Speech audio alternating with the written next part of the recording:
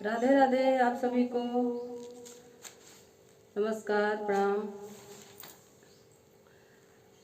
आज मैं आप सबको सुनाती हूँ तुलसी माता का सोहर गीत। कल एकादशी है, सब लोग उपास रहेंगे, हम लोग भी रहेंगे।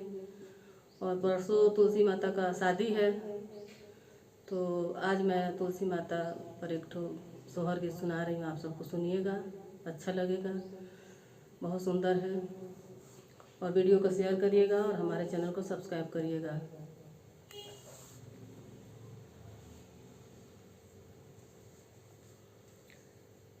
अंगना में तुलसी लगाई ले बेदिया, पटाई ले बेदिया, पटाई ले हो।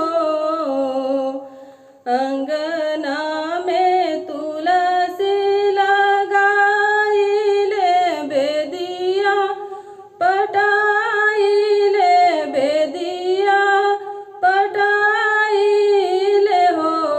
तुलसी जाऊ हमरे होरीला जनमी है, पियरिया हम चढ़ाई भी हो। तुलसी जाऊ हमरे होरीला जनमी है, पियरिया हम चढ़ाई भी हो। दुई मास बीतेला, चारि मास अवरु से, छवा मास अवरु से, आठ मास हो।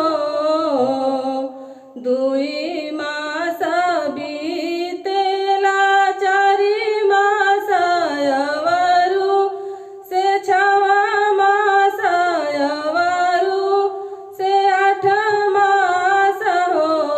तुलसी नव मासे होरीला जनम ले, महल उठे सोहर हो। तुलसी नवे मासे होरीला जनम ले, महल उठे सोहर हो। अंगना में बैठली सासु त बहुअरी, अरज करे बहुअरी, अरज करे हो। अंगना में बैठली सासु त बहुअरी, अरज करे बहुअरी, अरज करे हो।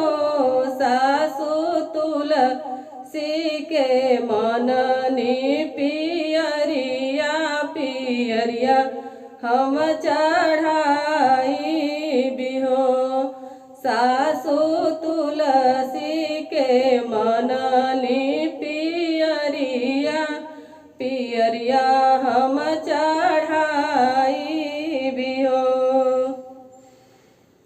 एतनी वचन सासु सुनली, सुनही नाही पावेली, मने मुसु काली न हो।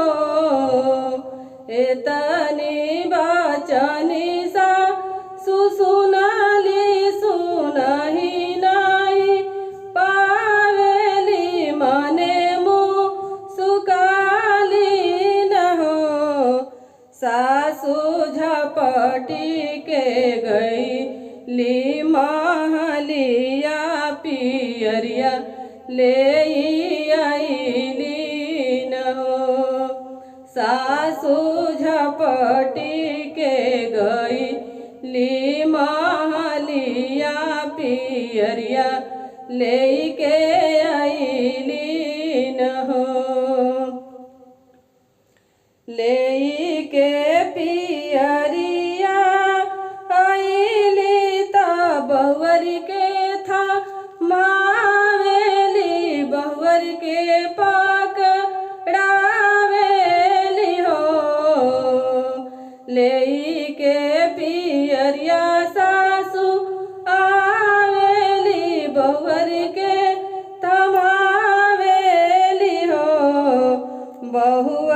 तुलसी के चढ़ाई द पियरिया आंगन उजियार भइल हो। बहुअर तुलसी के चढ़ाई द पियरिया आंगन उजियार भइल हो। धन्यवाद। ये सोहर गीत आप लोग को अच्छा लगे तो लाइक कमेंट जरूर करिएगा।